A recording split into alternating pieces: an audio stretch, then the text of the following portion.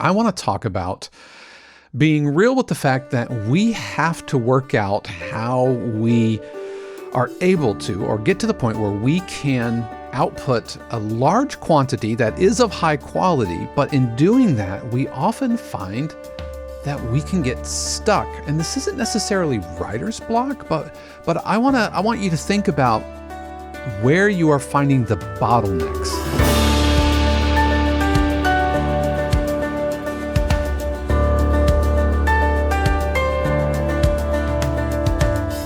What is happening, everybody, and welcome back to another episode of the 52 Qs podcast, your weekly insight into all things production and library music.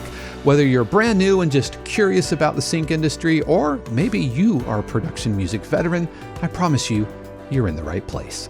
My name is Dave Croft, and it is so good to be with you today. And if you're watching this video on YouTube and find it helpful, then why don't you go ahead and give it a thumbs up, or if you're listening to the audio on the go, please consider leaving us a 5-star review.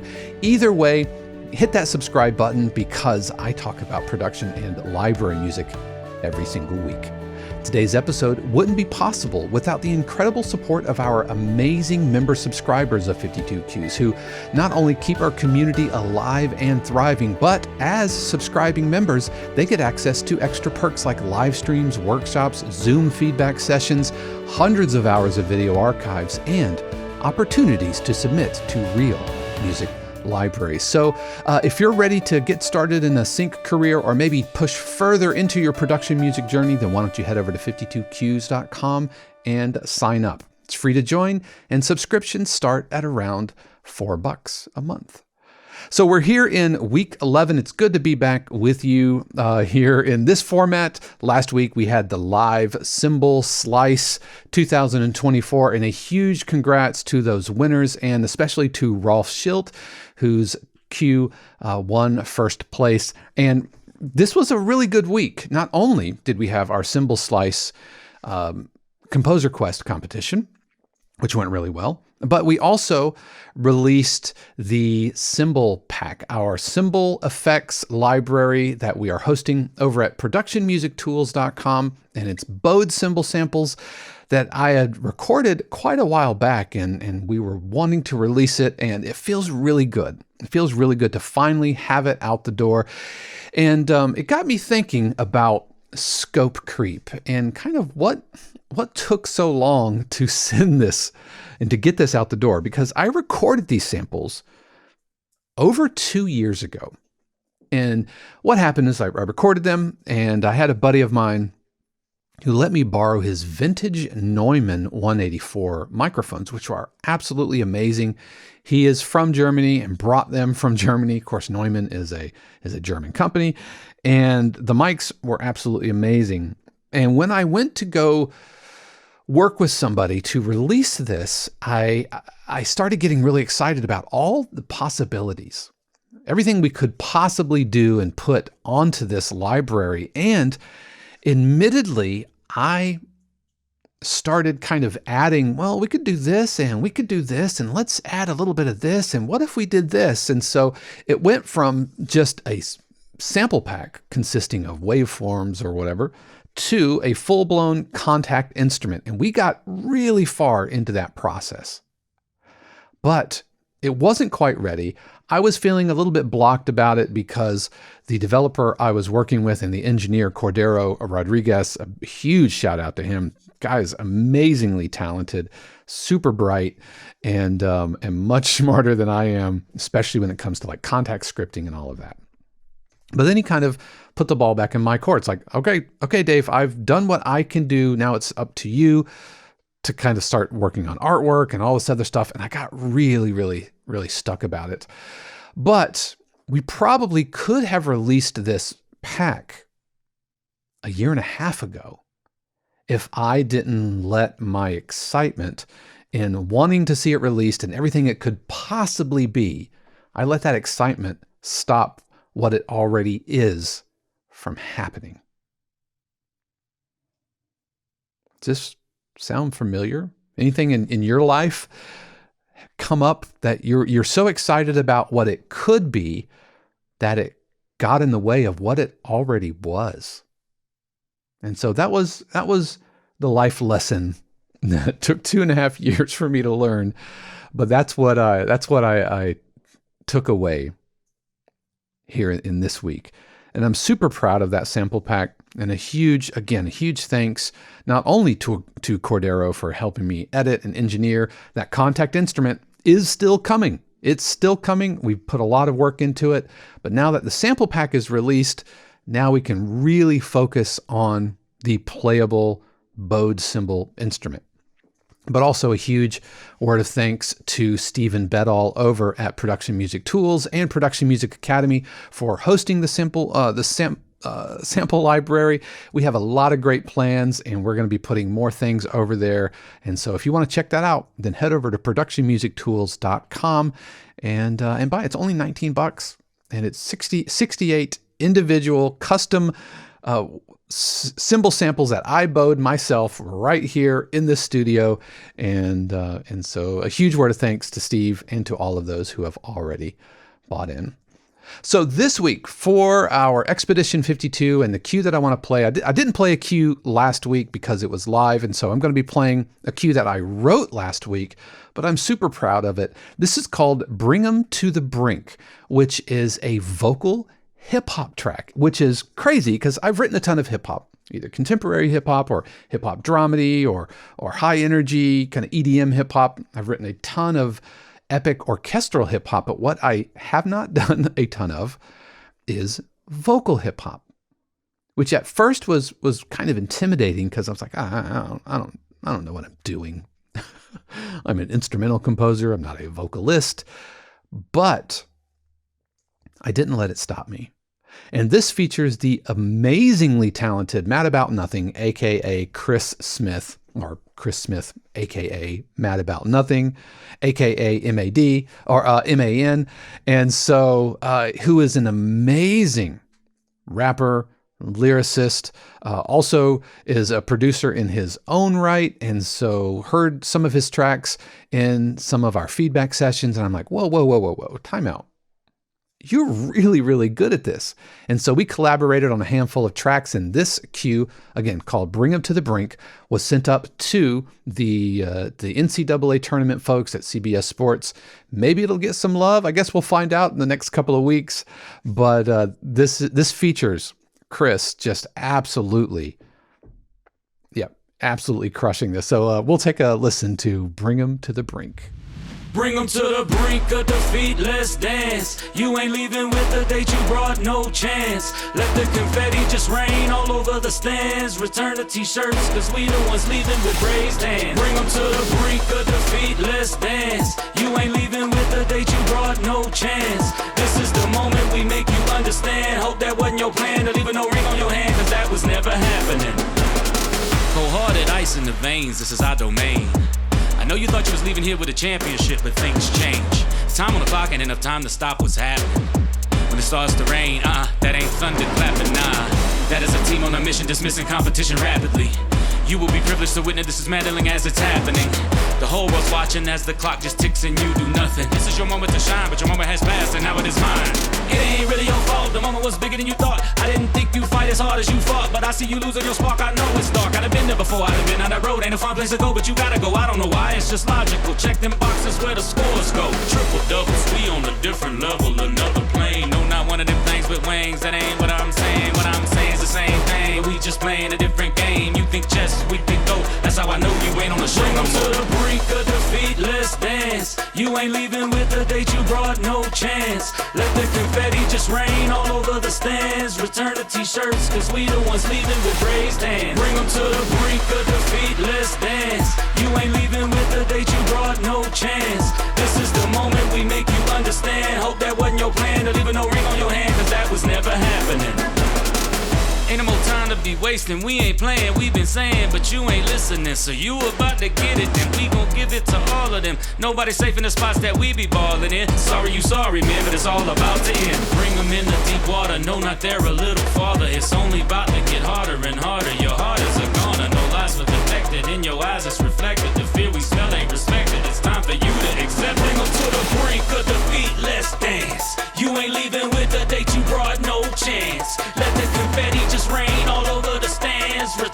t-shirts, cause we the ones leaving with raised hands. Bring them to the brink of defeat, let's dance. You ain't leaving with the date, you brought no chance. This is the moment we make you understand. Hope that wasn't your plan to leave no ring on your hand, cause that was never happening. Bring them to the brink of defeat, let's dance.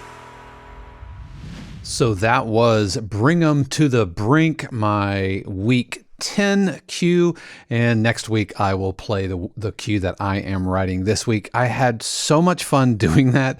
I had a lot of fun, like he mentions thunderclaps, and I went in and found a thunderclap sound effects. These are things that we can't really get away with much in the production music space.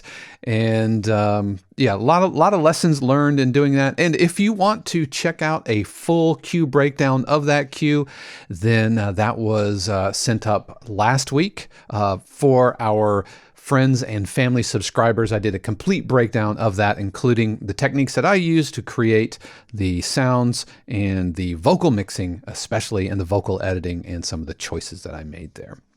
And once again, Chris, chef's kiss. It is so good. He is so good. And we've already started on some more cues, got some stuff for football happening. And so I think this is the beginning of a beautiful, beautiful friendship. So today's topic, where are you getting stuck? Where are the bottlenecks in your production music process? Because, for production music composers, quantity is a consideration. Now, it's not the only consideration, and we've talked about quantity versus quality and all of that, but you cannot just write like 15 cues a year and hope to make a sustainable income. You can't make a full-time living just writing just a handful of cues. It's not like an artist who can make an album and it goes viral, or you sell 1 million copies or 200 million streams and all of that. And even that would be tough because streaming royalties, but that's not what this is about. I want to talk about being real with the fact that we have to work out how we are able to, or get to the point where we can output a large quantity that is of high quality, but in doing that, we often find that we can get stuck. And this isn't necessarily writer's block, but I want you to think about where you are finding the bottlenecks, the production music bottlenecks. And I've got a handful that I want to talk about here, and I'd love to hear your bottlenecks there in the comments below. I do read all of those, and I'd love to hear from you. And the first bottleneck that I have found, and this kind of starts at the top, which is just motivation. Like the motivation to get started, maintaining your drive throughout the entire production process. You might get a boost of energy to write. You might have a deadline looming, and that gets your butt moving. But let's say you don't have a deadline. Let's say you don't have a brief that you're writing to. There's nobody waiting on the music. It can be really, really tough to stay motivated. Whether it's fighting procrastination, resistance, the Stephen Pressfield resistance that he talks about in War of Art. Getting the motivation to get going can be tough. Sprinkle in a few taxi returns, sprinkle in some pitches that didn't land with libraries, sprinkle in the fact that it takes months and months and months to get your royalties. The motivation can really start waning. So, do you have a motivational bottleneck? If so, how do you push through that? Well, a couple of tips for you. I would recommend establishing a routine, setting up a calendar, and being faithful to that calendar. Have a system set up where you can say, for the next 4 hours, I am writing. No matter what, I'm going to write, and stick to it. And you'll be surprised at how that will feed the motivational process. And while you're doing that, set times aside for specific tasks. It might be, this is a time set aside for just sketching out ideas. This might be time set aside for doing mixing and mastering. This might be time set aside for just playing around on the piano or on the guitar, just exploring some of the sounds that you have, letting creativity not necessarily be put in a little box, but when it comes time for a deadline, that you've tilled the soil. And the folks over at the Music Interval Theory Academy, they talk about the gathering phase, and then into the sketch phase, and then into the development phase. So having a routine, sticking to it, setting smaller goals for the time that these smaller goals are more achievable. And when you reach those goals, like today's goal is just to write out 4 melodic ideas. Then you do that in the hour or 2 hours, and you can celebrate that. And that builds momentum, creative momentum, production momentum. And so bottleneck number 1 might be your own internal motivation. I've struggled with this at times, especially if I'm not writing to briefs or if I don't have deadlines. But early in my career, I struggled with motivation because I wasn't seeing the returns. But even when I started seeing the returns, even when I started getting some arguably pretty impressive royalty statements, that motivation, it was a huge shot in the arm. It helped, but it did not sustain, because a couple of royalty statements later, and then you're back to it, because this is so cyclical, and high highs and low lows. 5 figures to 41 cents and everything in between. That is the gamut of my royalty checks. So knowing how to stay internally motivated and not rely on external motivation, that can be tough. Another bottleneck you might have is, what should I write? Do you know what to write? Having uncertainty about the direction or what style you should be writing in, where your creativity exists, like where should I be putting my energy right now? And just this morning, had a mastermind meeting with some of our folks at 52Qs, and there was a student there who is feeling kind of creatively pulled into many different directions and not really sure what to write. Well, how do we get through that? Well, first, if you have a brief, or if you can find a brief, write to that. Because it can be really intimidating to open up a blank DAW and say, write. Or a blank DAW and think, okay, what I'm about to write is super important, and it has to come from the deepest recesses of my creative self, which puts a lot of pressure on you. So just go easy on yourself. But having somewhere to point your creative energies, I think, is really important. That could be a brief from a library. That could be a Taxi brief. Even if you're not a Taxi member, head over to Taxi, maybe subscribe to their email list. They will send tons of briefs with references to give you an idea of what music libraries are looking for and what the current landscape is kind of calling for. Yeah, let them do the research for you. I think that's very, very helpful. I still subscribe to the Taxi newsletter, and I see briefs come in, and I'm like, oh man, I do really well to write to that. I know I'd absolutely crush it. I don't have time to do that. But even if you're not a member, heading over to taxi.com and checking out what they're looking for, yeah, that's a great idea to get started. Or ask yourself a couple of questions. Question number 1, what are you really good at doing? I call this your superpower. What is your superpower? And I think everybody has some kind of creative superpower. It could be playing guitar. It could be like Chris, writing lyrics and rapping. It could be like, for me, as a drummer and a percussionist, one of my superpowers is using rhythms and grooves and figuring out how to incorporate polyrhythms so it doesn't sound too busy, but it also sounds really kind of exciting and interesting. It's one of my superpowers. Maybe you're a vocalist and maybe you don't write lyrics, but you have an amazing voice. Is that a superpower you can leverage? So that's the first thing. Understand what you're really good at, and then work out what you really love writing and can write. You know what I mean?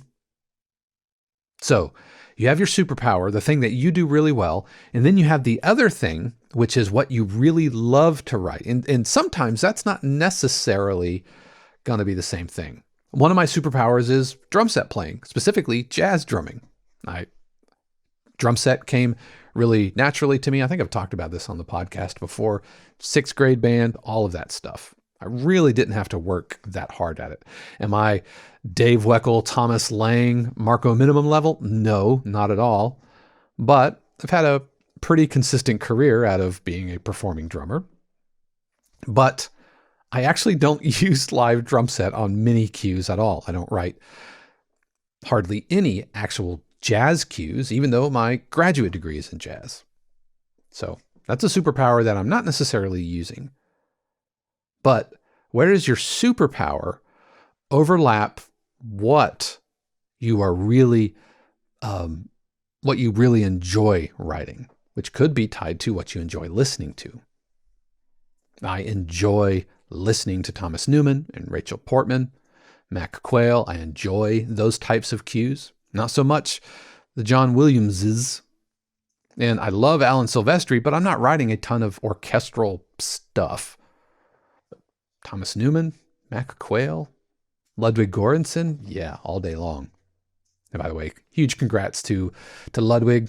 You know, we're on a first name basis. No, we're not.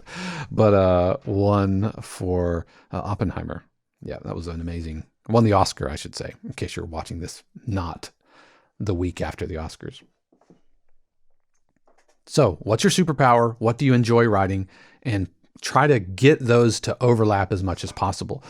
The third component is what libraries need. And there's another podcast episode in that. I have Venn diagrams and stuff that'll come later. So figuring out what to write, start with some briefs, check out Taxi, or find a reference. I love going to Atomica Music and finding references. It's an amazing library. They do amazing work over there.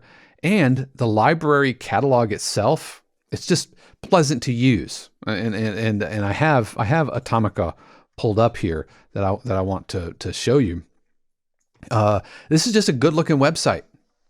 It's just a really good looking website. It's just atomicamusic.com. I'm not sponsored by them. I have a few tracks from a sub-publisher in Atomica, but it's just really good.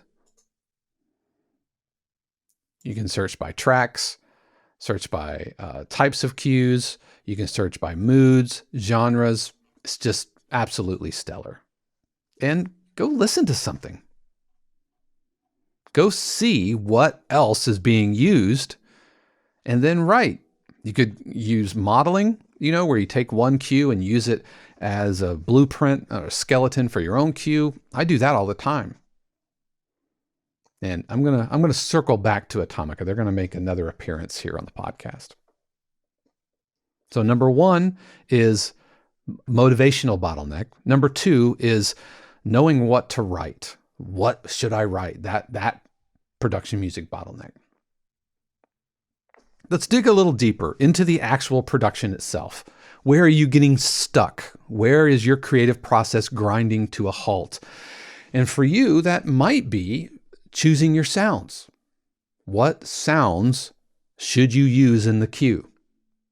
It can be super overwhelming to sit down with a blank DAW and you open up Omnisphere or Zebra and oh my gosh, so many sounds.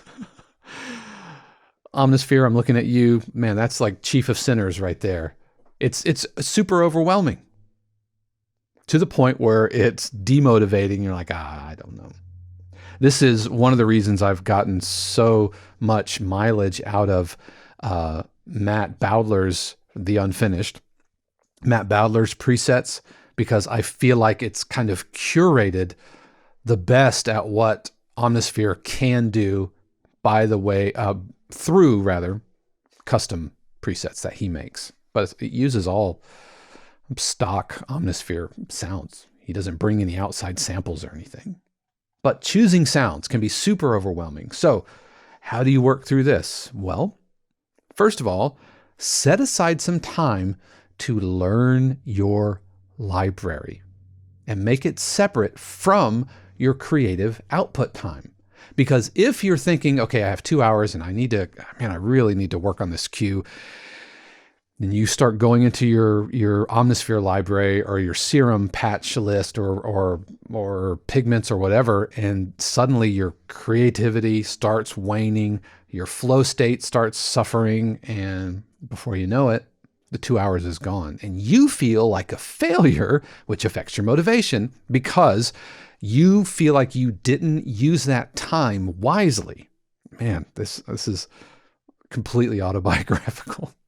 But if you set aside 2 hours, and what I'm going to do in this 2 hours is do nothing but learn my library, then when you get done with that 2 hours, you can come away feeling like you have successfully spent that time.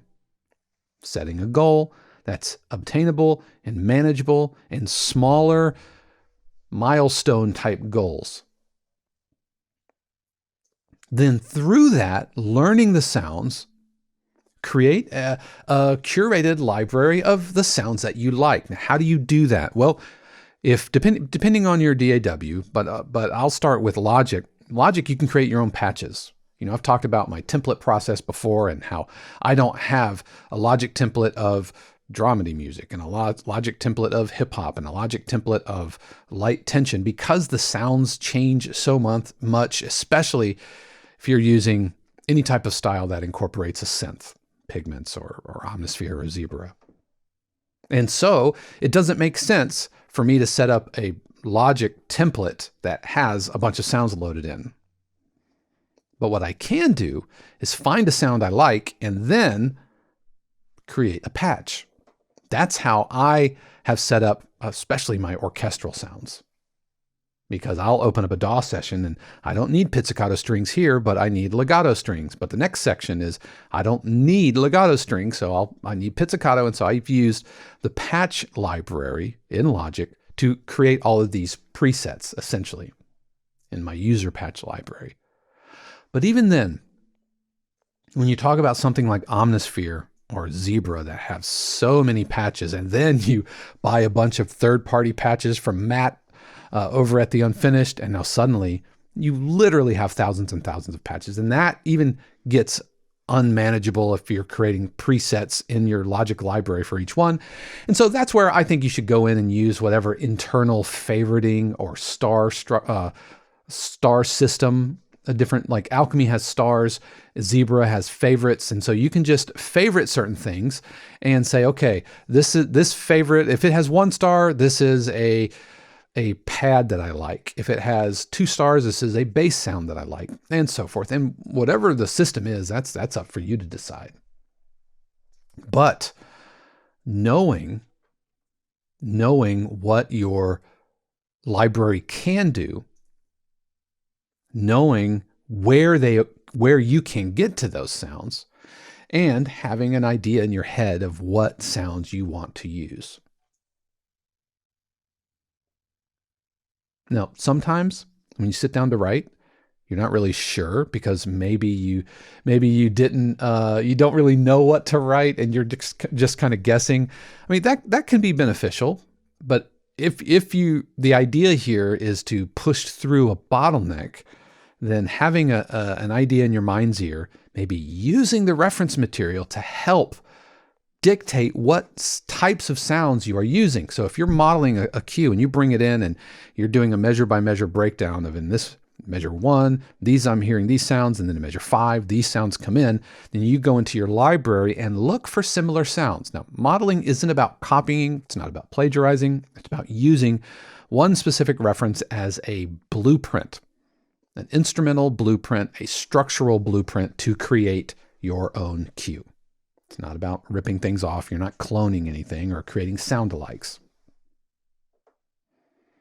Knowing what your library can do, knowing how to get to it, and having in your mind's ear what you want it to be. All right, so that's number 3, choosing your sounds. Number 4, the bottleneck of what comes next, or form and structure. This can be a real bottleneck, and I see this especially students who are just getting into production music, because form and structure of production music does change compared to, or it is different compared to like commercially released music, especially pop and hip hop music or rock, or underscore that you might see in a film. Production music plays by specific rules that makes editors' life as easy as possible. And so learning that structure and that form, that can be a real challenge and a real bottleneck. What do I do next? Well, first of all, we can use reference material, go listen to something, use that modeling concept to make those decisions for you. Because what comes next, in bar 5, I introduced a synth pulse, isn't nearly as important as what am I going to do with this synth pulse? What sound am I going to use? And even what sound isn't that ultimately important if you're in the ballpark. You know what I mean? Let me say that another way, because this kind of goes back to sounds. Like the difference between a synth that goes bop, bop, bop, bop, bop, or bop, bop, bop, bop, bop, in the grand scheme of things, is pretty negligible. Now, there's a big difference between a synth that goes bop, bop, bop, bop, bop, and beep, beep, beep, beep, beep, right? Those are very different types of sounds, but bop, bop, bop, bop, bop, or beep, beep, beep, beep, beep. It's not that important. So I think sometimes we get bogged down and create our own bottlenecks because the sound we're choosing isn't perfect. And so we get super picky. But I say, if you find a sound that is 85% of the way there, then throw it in and move on into your process. And I bet you money you won't change that sound because you'll work with it. Yep. So anyways, back to form and structure. Do the reference work, do the analysis, and even if you're not modeling, do analysis of several tracks. And taking us back to Atomica. Once you understand how form and structure looks, then you could almost look at a reference and figure out what the form would be. Like if I'm looking here, we kind of have an intro, looks like there are some impacts, and then we add some transient energy. And then about a third of the way, we pull energy back. It looks like we have some impacts. Now, I haven't listened to this. I have no idea. I'm not going to play it because we'll get like a copyright strike and all of that stuff, or at least a demonetization. But then it builds, and then a button. Here is another one, slow build with an edit point right in here. And then another build into a breakdown. We've got ourselves another, another edit point.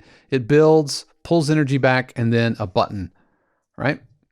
We have a build into an edit point, into a breakdown, a little bit of a build, and then a nice big edit point, and then really big at the end. So once you clue into these forms, then it's like, just pick one.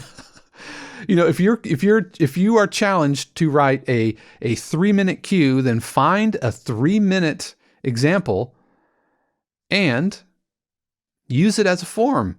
Figure out the BPM and Just do the math. 4 bars of this, 4 bars, then this, and then 4 bars. So use that. Let's look at a different example. And for you audio only folks, just go with me. So here is Sowing Doubt. Oh, that was Dark Tension here. Let me go back one more time. We're gonna go back to our albums. We're gonna click on Sowing Doubt. And the form just leaps off the page. You can see the building of the energy, the pulling back of energy. You can see where edit points occur. Let's look at another one. Let's look at this is Indie Sunburst. Yep, form and structure. Now this is probably pop, so they're not nearly as dynamic, but I mean, you can look right in here. Let me actually, we have a build into an edit point, into a breakdown, into a build, into another edit point, another breakdown, slow build, pull back energy, and then a big hit point there at the end for this one. Let's look at one more. And we'll just go down. This is Middle Eastern Journey. It's the name of this album. Yep. Form and structure. The ebb and flow of the energy really stands out. And the typical production music form really starts to pop. We can see kind of a build into a breakdown into a build. We have kind of a build, a little pullback of energy here, build into another breakdown. We have kind of a build into the ABA form really, really stands out. Build into a breakdown into a build, sprinkle in, an edit point there. We've got an edit point built in right there, pullback of energy here. So do the research. Go listen to examples. Look at the waveforms. One reason I really love Atomica. They have, I think, some of the best waveforms in the business. Yep. That's going to help you understand the form and structure. Count measures, and then use that, overlay that as a form for your own cue. And then eventually, the buildup of everything will become second nature. You will feel, when you're in the composing process, you will feel, okay, now it's time for this. 4 bars, I'm building up energy, and then I'm pulling energy back, and then building energy. That starts to become, you can just feel it. You can feel it. All right, so that's form and structure. So again, number 1, the bottleneck of motivation. Number 2, the bottleneck of knowing what to write. Number 3, choosing the sounds. What sounds should you actually be using? And then number 4, form and structure. The bottleneck of now what in your track. Number 5, the bottleneck of mixing and mastering. The mixing and mastering process. The technical side of things. I think, and I think this is another podcast episode as well, there are basically 2 sides to this, to being a working production music composer. Half is making music, and the other half is like selling music. And of those halves, the making music is divided into 2 halves itself, which is the creation of music, and then there's the production of music.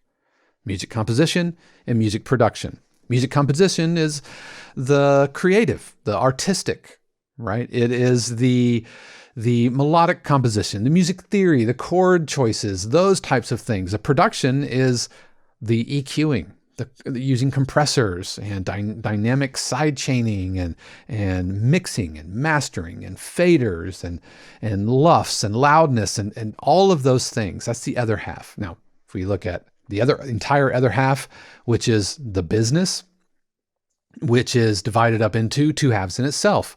One half is the business side, the accounting, the bookkeeping, right? The numbers, the metadata, entering in spreadsheets, right? Tracking royalties. And then the other half of the business side of things is the relationships, the networking, the going to LA and going to a conference, sending out pitches and LinkedIn profiles and all of that. So those are kind of the 4 quadrants of being a working production music composer. And again, I think there's an entire podcast episode there. In fact, I'm gonna write that down. I think this is a podcast episode, the 4 quadrants of being a working production music composer. So the composing side, right? There's making the music, and then there's selling the music, the music production, and then the business side of things. So the making music, the creative side, and then the mixing and mastering, the deliverables. It's really technical. It's really analytical. I've talked on the podcast before about how I consider these 2 parts of the brain, 2 halves of the brain, right brain, left brain. And I understand the science is a little squirrely. That doesn't necessarily support it. But I think conceptually, I think there's some truth to it. So how do we work through that bottleneck? Well, this is one of the bottlenecks that I think you just have to push through. You have to do the reps, the repetitions. The only way this gets easier is if you repeatedly do it. I've used this analogy on the podcast before, that if your goal is to bench press 300 pounds, don't try to push against a 300-pound bar every day. You have to do it a little bit at a time so you can build up the muscle mass to eventually lift 300 pounds. And that only comes through repetition. So just do it. Don't be afraid of it. Maybe check out some tutorials. We have plenty of materials here on the podcast channel. We have plenty of resources over for subscribers at 52Qs. I've done workshops on it. So go educate yourself. And it doesn't even have to be through me. You can go take a class. I learned my mastering chops by watching a Mac Pro video, specifically a tutorial on Ozone 6, I think it was. And the tutorial was much less how to use Ozone as much as it was here are mastering techniques using Ozone. So it felt like a course on mastering with Ozone as a tool. I got so much out of that. Now here we are in Ozone 11. And if that doesn't really work for you, then maybe do some collaborations, maybe some trade out. Find somebody who is good at it and barter.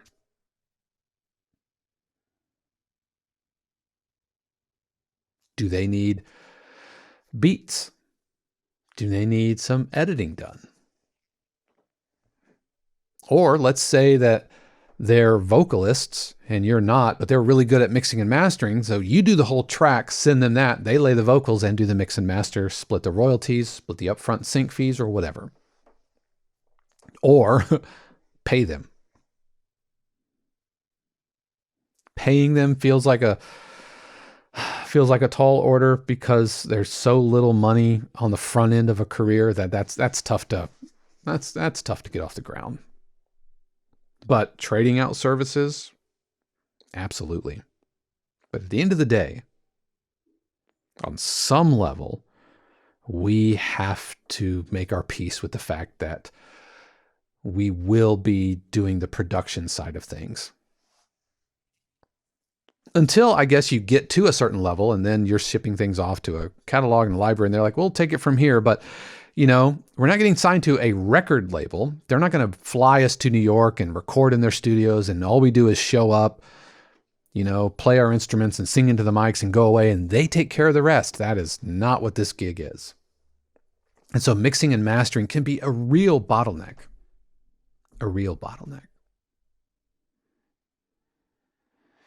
And then finally, the final bottleneck that I want to talk about is all of that bookkeeping, accounting, especially when it comes to metadata, all the little details, the writing of the emails, all of that. That's been a real bottleneck for me, and it's gotten me in trouble a few times because I would wait to do my final deliverables and cut downs and metadata until the end of an album.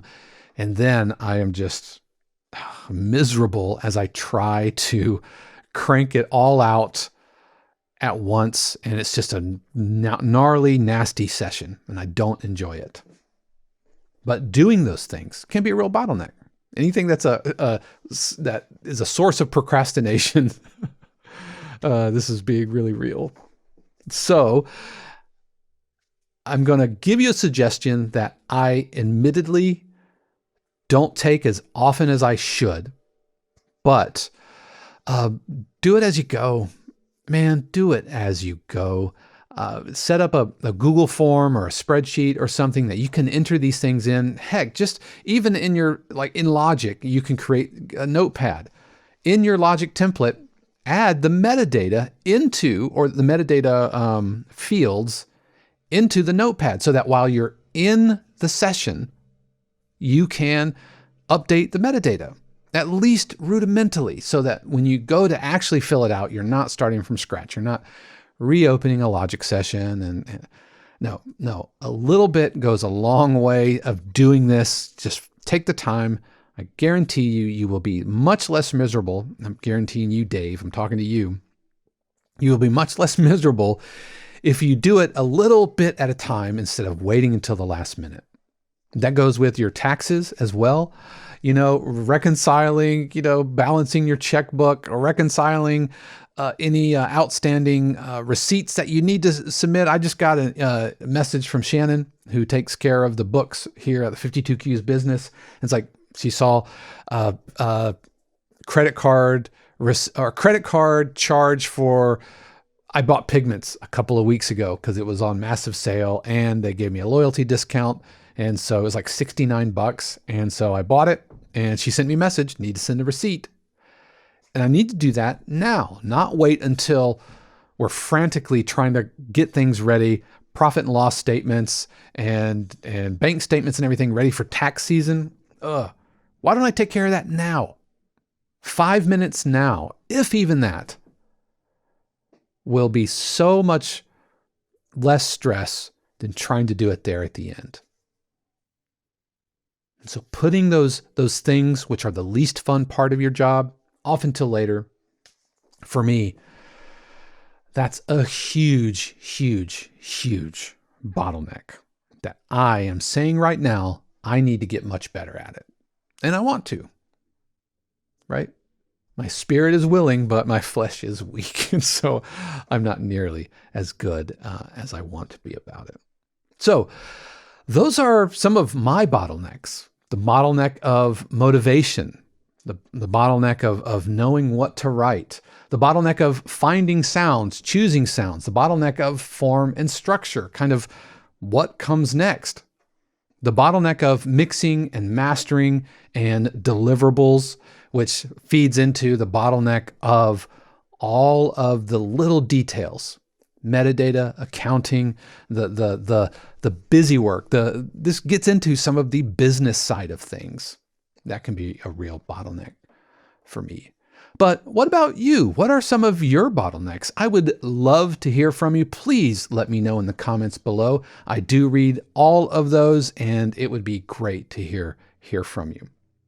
But that is going to do it for me this week. Once again, a huge word of thanks to the family, friends, and neighbor subscribers of 52Qs who pay their actual real life money to keep all of this going. Notice you didn't get any sponsored embedded ads for mattresses or meal plans or anything like that. And even the productionmusictools.com Bode symbol, I mean, that's mine. That's not an outside sponsor thing. Steve didn't approach me to do that.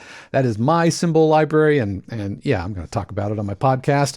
But the reason we can keep this outside sponsor free is because of the support of our family, friends, and neighbors. So if you want to help us and help support the channel while also getting all of those extra perks, again, live streams, monthly workshops, cue breakdowns, feedback, live Zoom feedback sessions, hundreds and hundreds of hours of archives. I mean, we're starting our third year here at 52Qs, and we've been churning out weekly content for 2 years, and all of that is archived up at 52Qs. And again, opportunities to submit to real music libraries in our 52Qs briefing room, then why don't you head over to 52qs.com. It is free to join, but memberships start at just $4 a month. You definitely want to tune in next week, where I am joined once again by Jeff Hargrove, who's an amazing composer, an amazing guy, fantastic husband. He is a music director and an amazing keyboardist, and I welcome him back. And he is a longtime supporter of 52Qs, and we're going to be talking about life as a working music director, breaking into production music. He has found a lot of success writing things that he only recently started writing. So you want to definitely join us next week and hit that subscribe here at 52Qs or here at YouTube, or subscribe on the podcast, and we would love to have you. But that's going to do it for me. I hope you've had a great week 11, and I know that you are going to have an awesome week 12. Why do I know that? And how do I know that? Because I trust and believe that the universe has amazing plans just for you. Until next time, peace. The 52Qs podcast is copyright 2024 818 Studios, all rights reserved. The music played on the podcast is copyright of their respective owners and is used with permission and for educational purposes only. For more information, including joining the community or becoming a member subscriber of 52Qs, head over to 52qs.com.